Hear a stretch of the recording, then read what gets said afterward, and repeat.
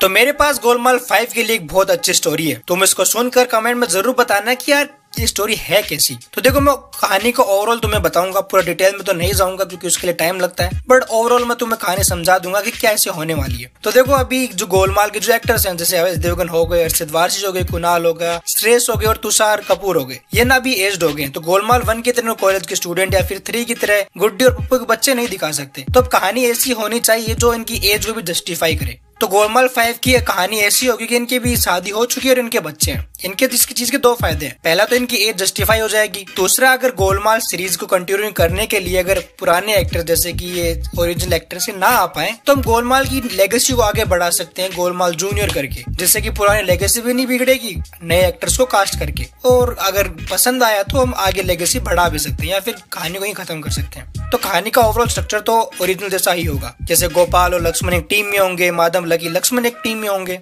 तो होता ही होगा कि एक कॉलेज होगी जो एक रियूनियन ऑर्गेनाइज कर रही है पुराने स्टूडेंट्स के लिए, उस कॉलेज के पुराने स्टूडेंट्स के लिए। बट प्रोफेसर काफी परेशान है, वो प्रोफेसर है पप्पी भाई। वो काफी परेशान है कि यार इस रियूनियन में बहुत सारी गड़बड़ होने वाली है, बहुत सारे कांड होने वाले हैं, क्योंकि वो पांचों इसमें आने वाले। तो उस कॉलेज के जो नए प्रोफेसर है वो उसको पूछते हैं कि आप इतना परेशान क्यों, वो पांचों है कौन। तभी जॉनी लीवर उनको इंट्रोड्यूस करता है कि गोपाल और लक्ष्मण दोनों अभी एक बिजनेस चलाते हैं, जिनकी अपनी अपनी फैमिली है। माधव लकी लक्ष्मण जिनकी भी फैमिली, वो भी अपना एक बिजनेस चलाते हैं। वो किसी टाइम पे इस कॉलेज के स्टूडेंट हुआ करते थे, जो कि एक ही जमुनादास अनाथालय से थे। और उस अनाथालय की इन पांचों ने मिलकर वो हालत की कि जमुनादास जी और उस अनाथालय की 13वीं एक साथ हो गई। उसके बाद गोपाल और लक्ष्मण अलग चले गए, माधव लकी लक्ष्मण अलग चले गए। किस्मत तो देखो, दोनों टीमें एक स्कूल में पढ़ती थी और उन पांचों ने स्कूल की वो हालत की कि उनको धक्के मारकर बाहर निकालना पड़ा और स्कूल को भी बंद करना पड़ा। अब तुम उनकी ये किस्मत मान लो या फिर इस कॉलेज की बुरी किस्मत, उन पांचों ने इसी कॉलेज में एडमिशन लिया। और मैं ही जानता हूँ कि उन्होंने इस कॉलेज की वो हालत की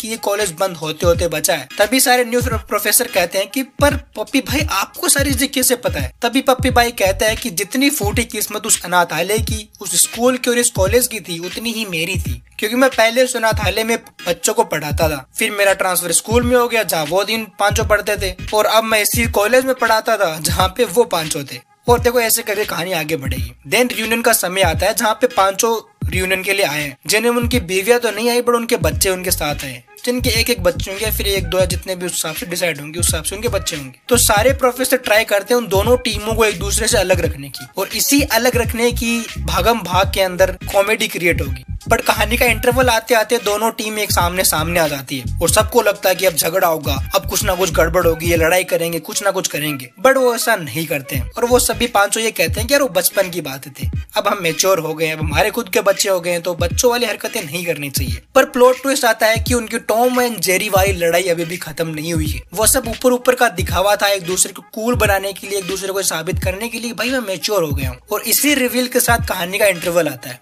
अब इंटरवल के बाद कॉलेज एक ट्रेक ऑर्गेनाइज करती है कि सबको जंगल में जाना है, वहाँ पे गेम्स करने, एक्टिविटी करनी है, यानी अपने यूनियन के अंदर जो होता है, कॉलेज रियूनियन के अंदर जो होता है। तभी वहां शुरू होती है गोलमाल की क्लासिक राइवलरी, जिनमें उनके बच्चे भी एक दूसरे को पसंद नहीं करते हैं। अब उसी जंगल के अराउंड उनकी पुरानी दुश्मनी, उसी चीज के अराउंड एक कॉमेडी माहौल क्रिएट होता है। अब एंड लास्ट के अंदर गोलमाल के अंदर जो होता है कि एक सिचुएशन आती है और सभी एक साथ हो जाते हैं। तो उसमें ऐसा होगा कि वहां पर एक लोकल गुंडा या वहां का उसी कहानी का विलन, जो कि उनके बच्चों को किडनैप कर लेता है, क्योंकि वो ऑब्वियसली बिजनेस चलाते थे, तो उनसे मनी एक्सटॉर्ट करने के लिए, फिरौती लेने के लिए उन बच्चों को किडनैप कर लेता है। तो वो पांचों एक साथ आते हैं और अपने बच्चों को बचाते हैं और इस टाइप से कहानी खत्म होती है। और देखो, मैं चाहता हूँ कि अगर ये कहानी आगे ना बढ़े, और मैं चाहता हूँ कि कहीं ना कहीं इसको एक क्लोजर दे दी जाए कहानी को।